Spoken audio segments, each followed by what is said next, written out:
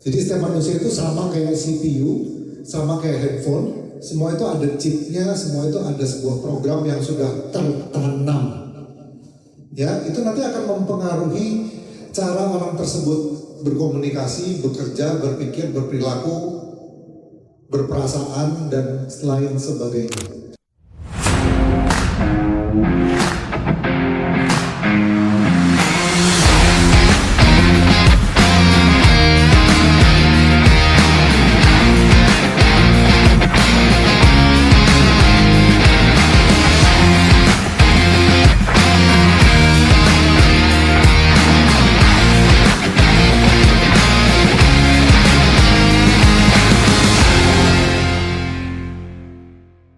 Nah, sampai saya jelaskan. Jadi meta program itu adalah sebuah sistem yang ada di otak setiap manusia.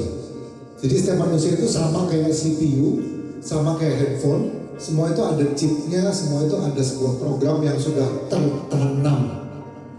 Ya, itu nanti akan mempengaruhi cara orang tersebut berkomunikasi, bekerja, berpikir, berperilaku, berperasaan, dan lain sebagainya. Ya, jadi ini ada beberapa contoh. Gunanya buat apa sih kita tahu ini? Gunanya adalah supaya nanti kita menghandle orang yang macam-macam jenisnya itu bisa lebih tepat sasaran. Ya, contoh misalnya ada beberapa meta program yang saya masukin, ada 5. Ini yang paling penting, ada 5. Yang pertama adalah dari motivasinya. Motivasinya itu toward, menuju, atau away from. Nah, contohnya gimana sih? Misalnya kita tanya, apa sih pendorong terbesar kamu mau jadi sukses? Apa sih pendorong terbesar kamu kerja yang rajin, usaha, dan sebagainya? Nah, dari jawabannya kita bisa tahu, kalau dia jawabnya adalah saya pengen bisa jalan-jalan, bisa bahagiain keluarga, bisa apa, pingin, itu artinya orang tersebut adalah towards. Ya, maksudnya dia menuju ke sesuatu yang dia inginkan. Tapi kalau jawabannya adalah soalnya saya nggak pengen hidup saya susah, saya nggak pengen kelilit utang, saya nggak pengen ini itu, ya, saya nggak pengen diremehin orang, itu adalah away from. Jadi nanti ketika kita ngobrol sama orang, kita langsung tahu, oh ini orang lebih arahnya ke arah yang menarik dia atau ke arah yang mendorong dia. Ibarat gini,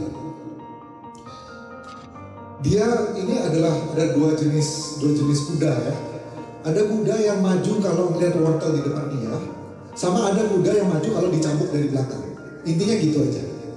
Nah, ini orang ini kuda yang mana? Kita sendiri juga kuda yang mana? Itu pasti akan beda kecenderungannya. Nah, nanti setelah sudah tahu, terus buat apa? Kalau udah tahu, misalnya saya tahu deh, misalnya salah satu karyawan saya nih, meta programnya, motivationnya, oh dia itu away from, harus dicambuk, harus kena hukuman, harus kena batunya dulu baru dia mau maju. Terus gunanya apa?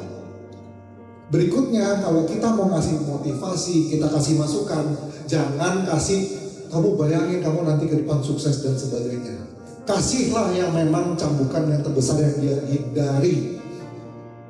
Kan kalau kamu kayak gini nanti kamu diremehin sama orang. Kalau kamu begini kan nanti kamu dimarahin sama bos. Nanti gaji kamu dipotong. Nanti kerjaan kamu tidak stabil. Di luar sana perusahaan-perusahaan lagi banyak PHK karyawan ribuan. Perusahaan sebesar apapun sekarang udah pada tumbang. Itu adalah cara kita ngomong sama orang yang meta programnya adalah away from. Jadi kita dengar dulu dari cara dia ngomong, kita pelan-pelan mulai nilai ini orang lebih ke arahnya towards atau away from. Tapi kalau orangnya towards, misalnya saya gitu, saya orangnya ada towards banget gitu. Saya nggak peduli di belakang ada apa yang ngejar, ya, ada duri, ada api, ada apapun gitu di belakang saya akan lebih maju kalau ada sesuatu yang menarik di depan. Jadi kalau ditakut-takuti nanti kalau resign susah lo cari kerja, PHK di mana-mana, nggak ngefek sama saya, karena saya lebih ke arah towards. Ya, masuk akal ya? Nah, jadi ini ibarat gini lah, saya ngajarin gimana caranya baca orang lah gitu. Setelah sudah bisa baca orang, kita udah tahu ini towards sama away, berikutnya kita akan ngomong lebih gampang untuk memotivasi dia itu lebih gampang. Oke? Nah, nanti ini sayang sekali karena waktunya mepet ya. Jadi kita nggak bisa latihan. Silakan di analisa sendiri. Berikutnya, internal dan eksternal. Jadi ada orang itu yang menilai segala sesuatu dari eksternal. Ya habisnya nanti saya takut sih bos saya marah. Atau misalnya berhasil. Nih, ini contoh pertanyaannya ya. Bagaimana tahu kamu telah berhasil? Ya berhasil kalau istri saya mulai muji saya. Eksternal sekali, semuanya itu dinilai dari eksternal. Kamu tahu dari mana kamu sukses? Ya, tahu sukses kalau saya orang-orang mau terima saya, ya tadi ya. Eksternal itu tadi. Tapi kalau kita tanya, bagaimana tahu kamu telah berhasil atau sukses? Ya kalau saya lagi udah ngerasa puas, misalnya itu adalah lebih karena internal dari dalam. Ya, jadi ini dua jenis orang, nilainya satu selalu semuanya dari dalam. Dan satu semuanya selalu dinilai dari luar. Penilaian orang, penerimaan orang, apresiasi orang, approval orang. Pokoknya selalu dari luar. Nggak ada yang benar, nggak ada yang salah. Cuman kalau kita sudah paham ini, oh ternyata penggerak dia lebih kuat itu adalah eksternal. Baru nanti kita motivasi atau ngasih feedback ke orang itu pakai eksternal, jangan pakai internal. Kan kalau kamu berusaha nanti kamu merasa puas dengan kerjaan kamu. Nggak nyambung sama dia. Dia lebih nyambung kalau kamu bilangin, kita harus berusaha keras supaya orang-orang nanti approve kerjaan kamu, supaya kamu tuh dapat apresiasi dari orang banyak.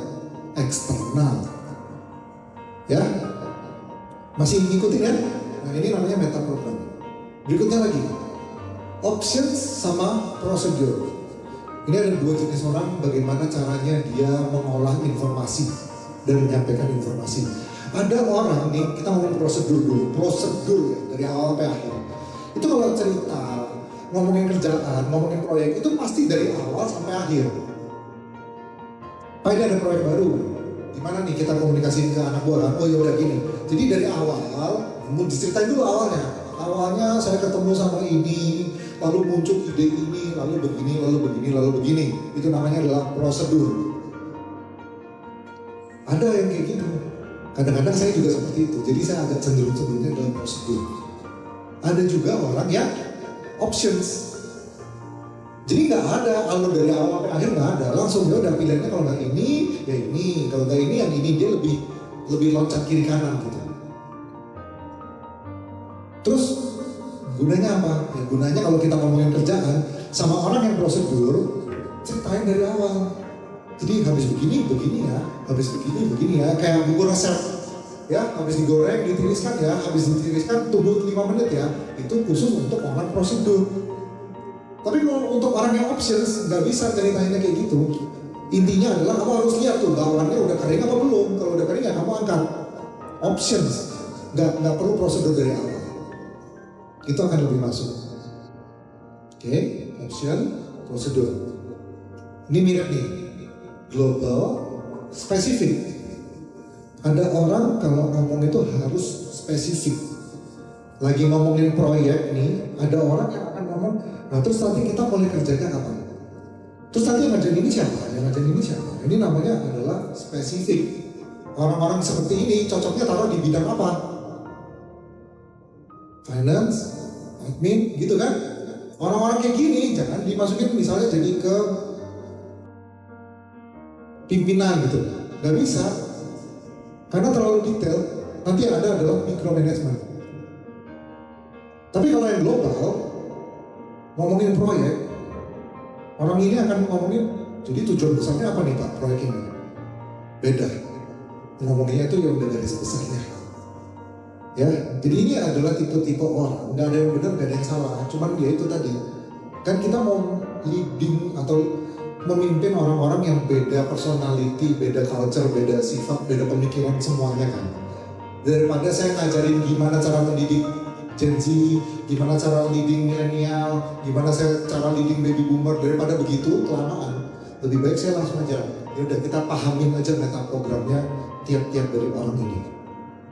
Baru nanti kebijakan kita akan bisa lebih kena, lebih akurat kepada setiap dari orang-orang ini. Oke, jadi ini semua teori doang ya, karena waktunya sudah mepet. Terakhir, jadi setiap dari kita itu ada 3 tipe dalam mengolah informasi ini. Visual, kinestetik, auditory. Visual itu melihat, kinestetik itu merasakan, termasuk perasaan di sini ya, menyentuh atau perasaan di sini. Auditory itu lebih ke arah telinga.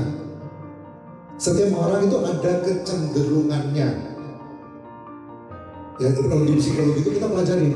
Kalau orang yang visual, dia bentuk badannya akan lebih lebar di atas, kayak segitiga kebalik. Itu orang visual. Dia akan lebih begini nih, posturnya lebar di atas, bawahnya ramping. Itu visual. Aneh kan, bisa belajar sampai kayak gitu kan? Jadi orang-orang yang visual itu kedengarannya pasti kalau ngomong itu langsung kayak, ayo kita harus begini. Ada decisionnya gitu di situ. Ada semangatnya, ada decisionnya, dan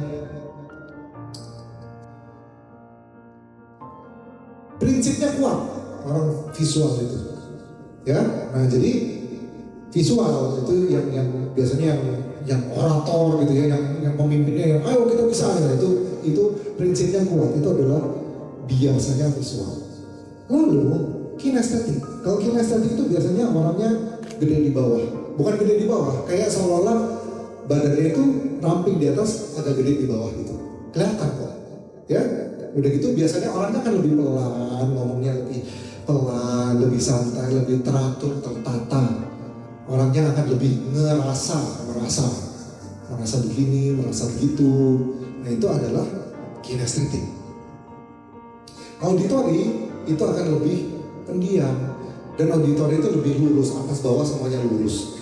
Dan itu adalah lebih banyak menggunakan pendengaran.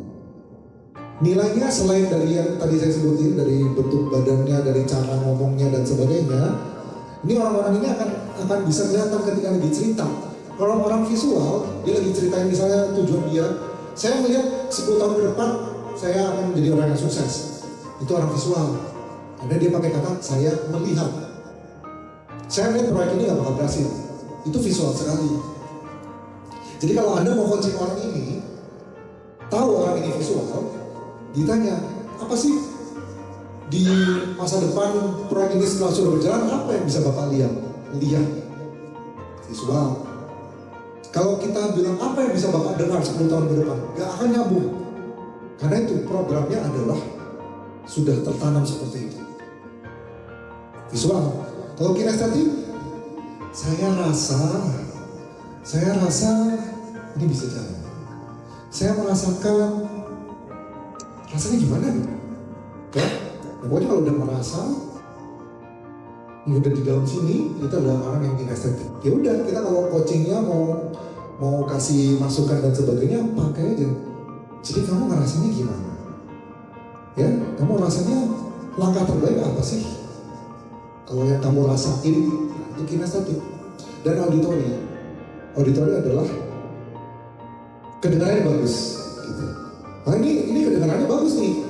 Kita itu nggak sadar, secara tidak sadar kita akan ngomong seperti itu. Tergantung dari program kita masing-masing. Ini proyek kedengarannya bagus, sounds good gitu. Jadi kalau udah ngomong kedengarannya, orang itu akan lebih cenderung ke auditory. Dan auditory itu biasanya nggak suka berisik karena telinganya sensitif. Dan itu tadi ya, badannya itu nggak lebih condong ke atas atau lebih condong ke bawah, tapi lebih lurus, lebih biasa. Itu namanya auditory. Menarik ya, coba ntar kita balik, kita lihat teman-teman kita lihat tim kita, mulai ketahuan ini auditory, ini kinestetik, ini visual. Itu kita harus panjang, ya itu kita harus panjang ya.